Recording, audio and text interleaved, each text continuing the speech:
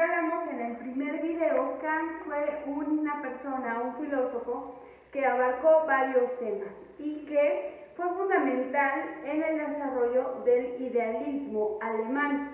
Fue como que el que sentó las bases para que posteriormente otros filósofos lo retomaran, ya sea ampliando su filosofía o criticándola. Bueno, Kant, su obra más importante, como ya habíamos dicho en un video anterior, es Crítica a la razón pura. Posteriormente, él escribió en 1781, y 6 años después él tuvo que retractarse de lo que había escrito porque él sufrió diferentes críticas. A pesar de que fue una obra muy extensa de 800 páginas y hoy en día es una de las obras más importantes en la filosofía, en aquel entonces fue hasta criticada. Cuentan las anécdotas que Kant al principio era una persona que sí le gustaba socializar, pero él decidió aislarse de sus amigos para centrarse en su obra magna, Crítica de la razón pura, y cuando él la termina, bueno, ya los amigos entendieron por qué él de repente se aisló demasiado.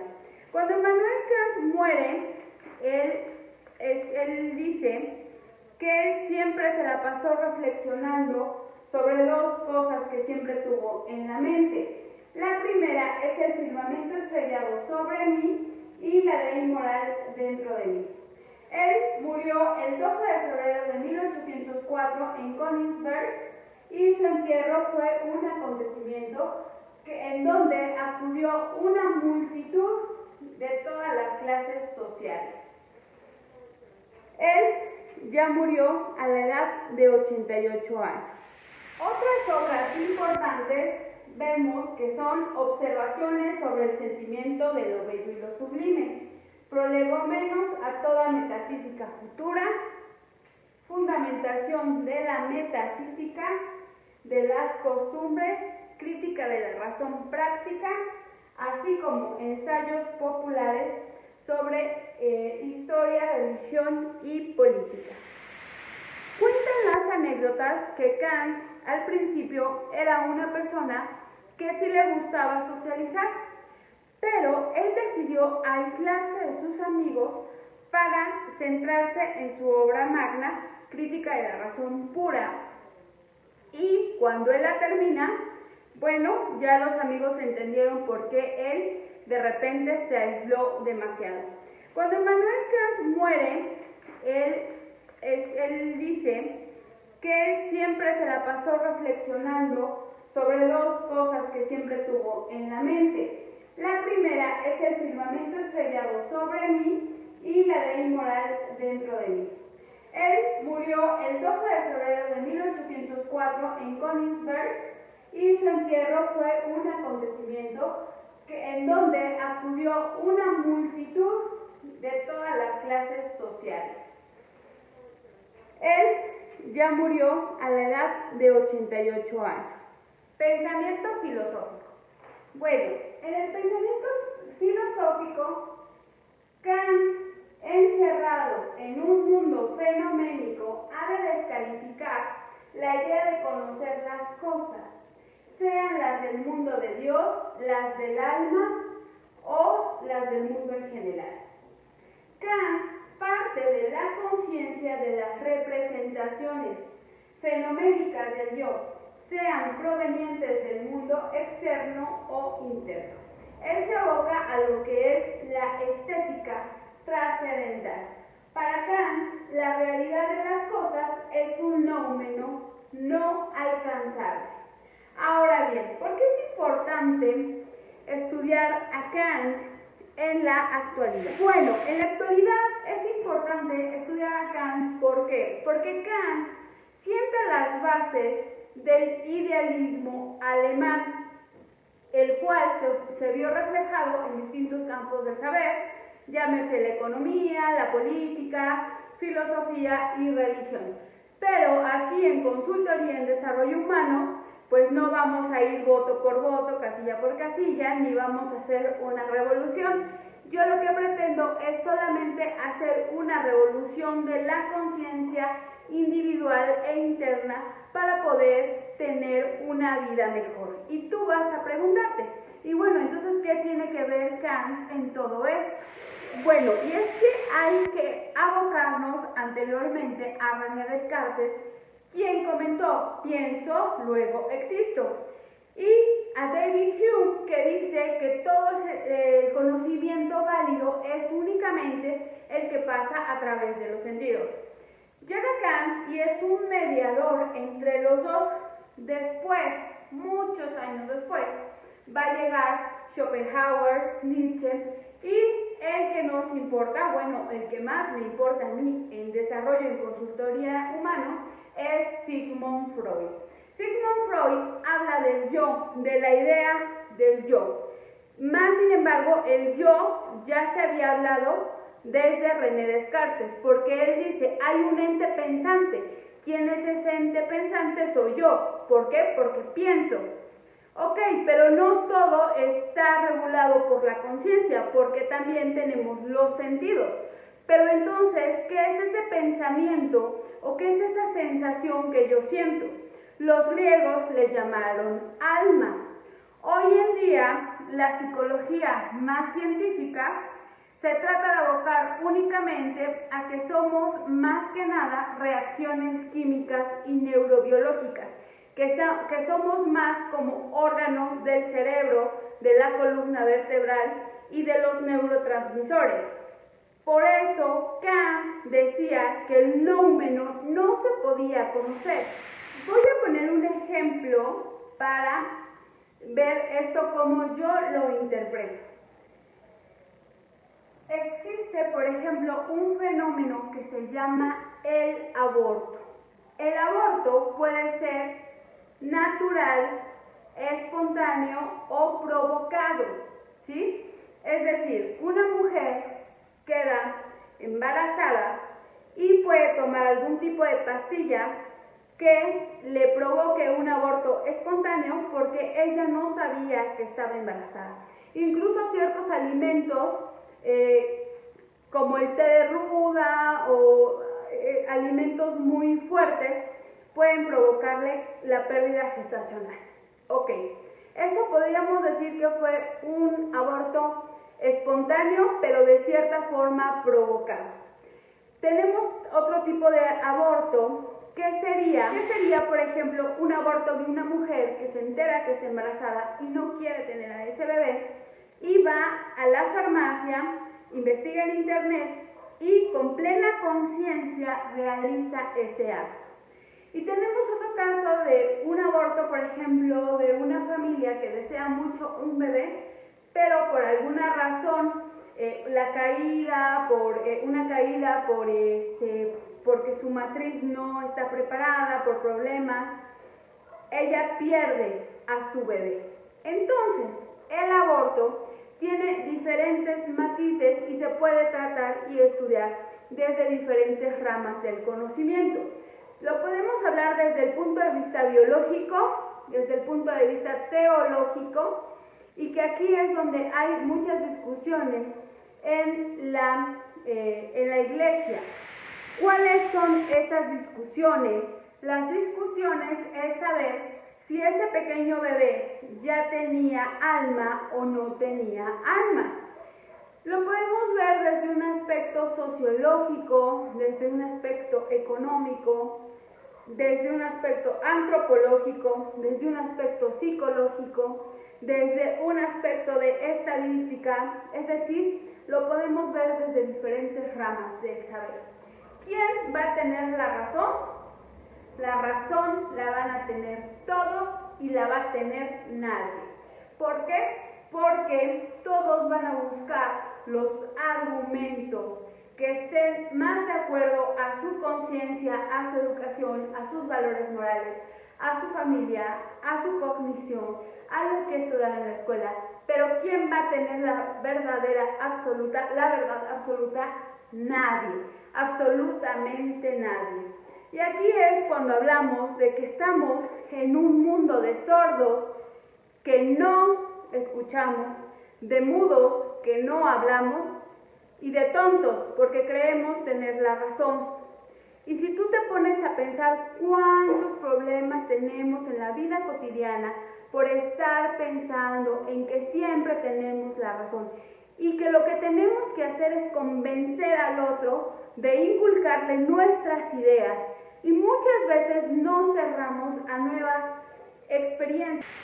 Es por esta razón que Kant no se quiso meter en problemas y él se limitó a decir que el noumeno, es decir, lo que después Schopenhauer llama la conciencia y años después Freud el yo, es incognoscible, porque en pocas palabras, a como yo lo interpreto, es que nos está diciendo que no podemos conocer la realidad de las cosas, no podemos llegar a la esencia misma de las cosas, al noumeno, solo lo analizamos y lo representamos a través de lo que más le conviene al sujeto pensante, cogito ergo sum, según René Descartes. Pienso, luego existo. Si yo soy una persona muy religiosa, que cree bastante en el alma y en el pecado, para mí ese acto que te acabo de comentar va a ser algo muy pecaminoso y yo voy a juzgar a esas personas que cometen ese acto. Si yo soy un médico, voy a verlo como un proceso natural o voy a buscar las causas para, a través de la medicina, buscar el bienestar del paciente y que eso no vuelva a ocurrirle a su cuerpo. ¿Y por qué hago? Porque realmente esos lentes no son impuestos desde la educación en casa, desde la educación de los maestros, desde la educación del núcleo social de nuestros padres, desde la educación que nuestros padres decidieron enviarnos. Y desde la educación del país en el cual nos tocó nacer. Entonces, cuando alguien llega a consulta y está cerrado a una idea, puede ayudarlo a ver ese problema desde distintas perspectivas para que él sepa que no hay una sola realidad que es su realidad, que es la realidad que le hace sentir dolor, sino que hay una gama amplia de posibilidades de que esa situación que ese consultante vivió puede no afectarle tanto en su vida cotidiana.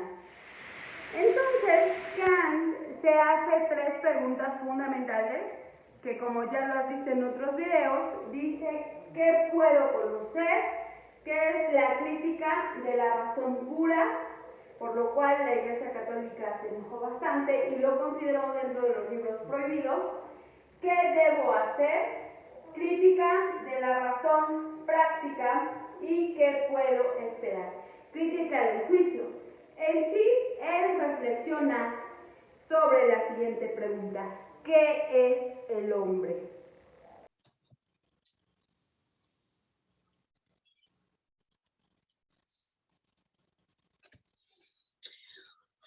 Ok, pues vamos a hablar acerca de la tercera parte de Kant.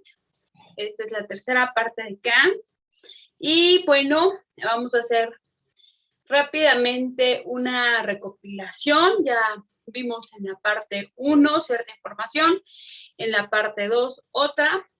Y ahorita, bueno, vamos a recordar un poco a Descartes, que nos decía que los sentidos nos engañaban. Entonces, Descartes funda el racionalismo y el racionalismo da muchísimo peso a la razón, por ende dice, pienso, luego existo, dando a entender que el ente pensante es lo más importante. Llega Hume y Hume despierta a Kant de su sueño dogmático y lo que trata de hacer Kant es esta mediación entre empirismo y racionalismo.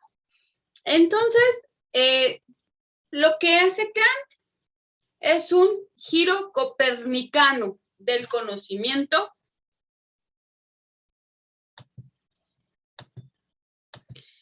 Lo que hace Kant es un giro copernicano del conocimiento y a este giro copernicano se le llama a priorismo.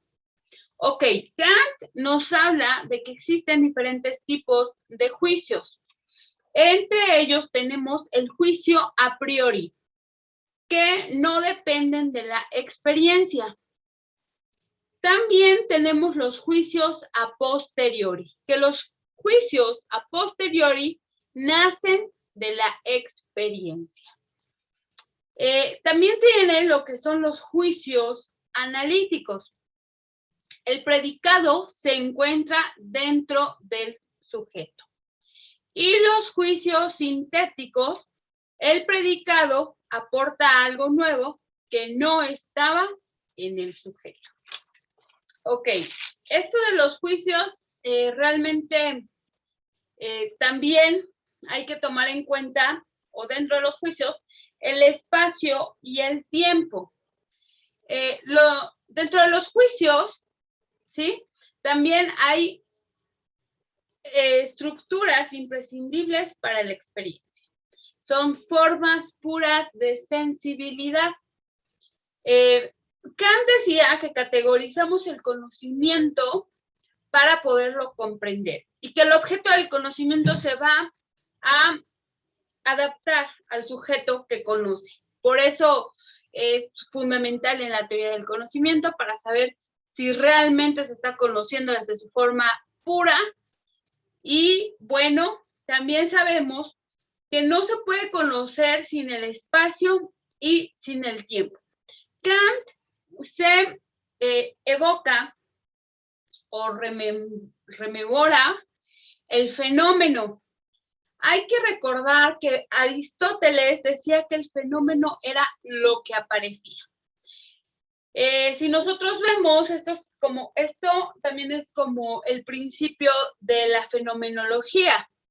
Si bien años después Edmundo Husserl lo desarrolla más a fondo, lo que es esto de la fenomenología, Kant ya comienza a retomar de Aristóteles lo que es el fenómeno. Para Kant, el fenómeno simplemente surge, simplemente aparece. ¿Ok? Bueno, podemos percibir el fenómeno, más no el noumeno. Para Kant, el noumeno, la cosa en sí, simplemente es incognoscible a los sentidos, al raciocismo, etc. Bueno, también nos habla de lo que son las categorías y que son representaciones, es una posibilidad de conocimiento. Encuentra 12 categorías y hay algo que es importante mencionar, que Kant, años después se tiene que como que maquillar, que retractar un poco, pero él dice que la razón crea ideas, ¿sí? Que estas ideas, como son Dios, el alma y el mundo, se encuentran dentro del plano del noumeno. Pero si no podemos acceder al noumeno, entonces ahí hay algo, ¿no? Pero algo como una imposibilidad de conocimiento, más la pretensión del ser humano o del sujeto cognoscente es parecer o acercarse lo más posible a esta idea. ¿Por qué años después tienen que retractarse? Porque la iglesia lo toma como una ofensa, como un ataque directo hacia, ¿no? Realmente Kant nunca dijo, pues yo soy ateo, o nunca dijo no creo en Dios, pero tampoco dijo, o tampoco afirmó, sí, Dios existe, ¿no? Sino más bien te habla como de una idea a la cual la razón le cuesta trabajo acceder. ¿Por qué? Porque no es, Dios está dentro del plano metafísico. Entonces, al ser metafísico, ¿cómo accedemos a él? ¿Ok?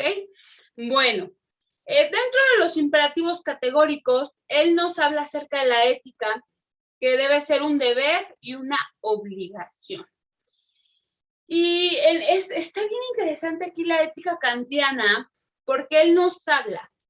Actúa como si quisieras que esa acción se convierta en ley universal. Trata a las personas como un fin y no como un medio. Actúa como si quisieras ser ejemplo de los demás. Y si bien aquí Kant nos está diciendo como las fórmulas mágicas, ¿no? de la actualidad, es una moral y es una ética bien congruente, bien profunda y que busca el bien común y la ley moral. Obviamente dentro de esta ley moral va la ética personal, ¿no? Entonces, también por eso marca un antes y un después la filosofía de Kant por su deber ser, por su ética, ¿ok? Él decía que siempre, incluso está grabado en su tumba, que él siempre iba a reflexionar sobre dos cosas, sobre el cielo estrellado sobre su cabeza y la ley moral. Entonces, esto es algo bien interesante, por eso Kant se vuelve un referente para los posteriores discípulos, le podríamos decir, los posteriores filósofos.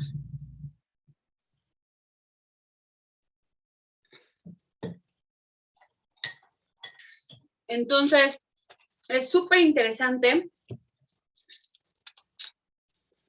En lo que es en cuanto a la razón, decía Kant, que existía la razón práctica, que es lo que debe ser, y la razón teórica, que es lo que es la realidad. Kant decía que todos los seres humanos tenemos esa capacidad de razonar lo que está bien y lo que está mal. Y entonces aquí recurre al apriorismo, al empirismo. Decía que hay una ley moral universal válida para todos, ¿ok? Que todos tenemos una capacidad de razonar qué está bien y qué está mal. Entonces aquí estaríamos hablando acerca de que el ser humano nace, hay que recordar que, por ejemplo, Thomas Hobbes decía, el hombre es lobo para el hombre, es decir, el hombre es malo, ¿no? Y también hace una comparación con los animales, ¿no? Porque el lobo es lobo para el hombre. Y si recordamos muchos de los animales, pues atacan para sobrevivir, ¿no? Y también por lo mismo también se tienen que defender para sobrevivir. Pero después llega otro filósofo y dice que el hombre es bueno por naturaleza, Rousseau, pero que es la sociedad quien lo corrompe. Entonces llega Kant, estaría como meme actual, ¿no? De, a ver, Juanito y yo, ¿no? Como el mediador, de decir, no, o sea, el ser humano sabe qué está bien y qué está mal. Entonces, él lo que intenta es hacer una ley moral que es un imperativo categórico y que sea válida en todas las situaciones. Él decía, nadie puede escapar a la ley moral. Una ley general para él, como lo acabo de mencionar, él desearía que todos los demás actuaran como yo. Y eso es bien difícil, ¿no? O sea, obviamente él lo está diciendo desde un aspecto positivo. Es por eso que a Kant también se le estudia bastante en lo que es el derecho, ¿sí? Bueno, hay un problema en la historia, que el fin racional de la historia es el cumplimiento de la ley moral, ¿ok? Bueno, para reflexionar acerca de la sensibilidad, él escribe la estética trascendental. Para explicarnos acerca del entendimiento, la analítica trascendental, y para la razón, la dialéctica trascendental. En lo que es los límites de la razón, Kant nos menciona que debemos suprimir el saber para llegar a la fe y así poder crear una ética universal. En la ética, respecto a la ética, nos dice o nos menciona que hay dos, las autónomas y las heteronómicas.